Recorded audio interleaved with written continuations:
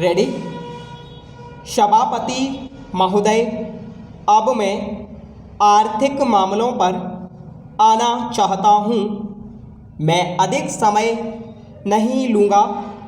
इस बात को सभी स्वीकार करेंगे कि तीव्र गति से हमारी प्रगति हो, इसका प्रबंध किया जाना चाहिए। इसके लिए ऐसा वातावरण बनाने की आवश्यकता है जिससे उत्पादन बढ़ सके और उपभोग में लोग संयम से काम ले सकें। हर बजट को और हर कर प्रस्ताव को इसी कसौटी पर कसा जाएगा तो क्या उससे उत्पादन बढ़ता है, क्या वितरण में समानता आती है, और तीसरी बात यह कि क्या हम देश में ऐसा वातावरण बना सकते हैं कि लोग जितना कमाते हैं उतना खर्च ना करें, उसमें से बचाएं और उसे राष्ट्र की समृद्धि में लगाएं।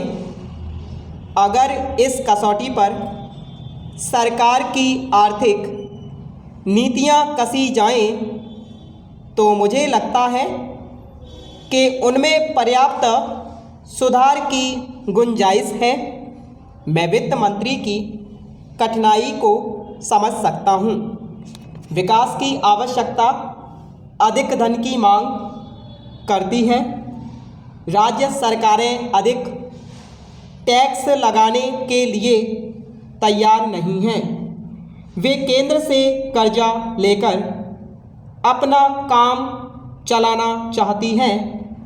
वहाँ कोई वित्तीय अनुशासन नहीं है। यह सारा बोझा केंद्र को उठाना पड़ेगा और केंद्रीय सरकार कठिनाई में पड़ेगी। इसलिए मैं समझता और इस सुझाव को दोहराना चाहता हूँ कि राज्यों को इस संबंध में निर्देश दिया जाना चाहिए। संविधान के अंतर्गत केंद्र इन राज्यों को भी निर्देश दे सकता है कि वह अपने साधनों के अंतर्गत अपने खर्च को चलाएं। केंद्र के कर्जे पर उन्हें निर्भर नहीं रहना चाहिए। विशेष परिस्थितियों में कर्जा दिया जा सकता है, लेकिन कर्जा लेकर ही अपना काम चलाना यह उनका स्वभाव नहीं बनना चाहिए। अपवाद रूप में कर्जा लेकर वह किसी विशेष परिस्थिति का सामना करने के लिए ही प्रस्तुत हो तो उसका विरोध नहीं किया जा सकता। दूसरी बात यह है कि देश में सादगी और संपत्ति को उड़ाने के बजाय उसे उत्पादक कार्यों में लगाने का वातावरण बनाना चाहिए।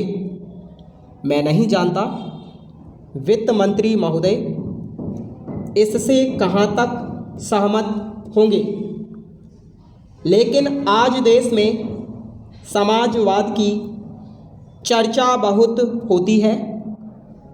लोगों का समाजवाद की ओर देखने का दृष्टिकोण विकृत हो गया है। लोग हमें क्या मिलता है इस ओर ज़्यादा ध्यान देते हैं। हम कितना खर्च करते हैं इस ओर ध्यान नहीं देते हैं। समाजवाद बिना संपत्ति की अभिवृद्धि किए और बिना उसके समान वितरण के नहीं आ सकता। स्टॉप।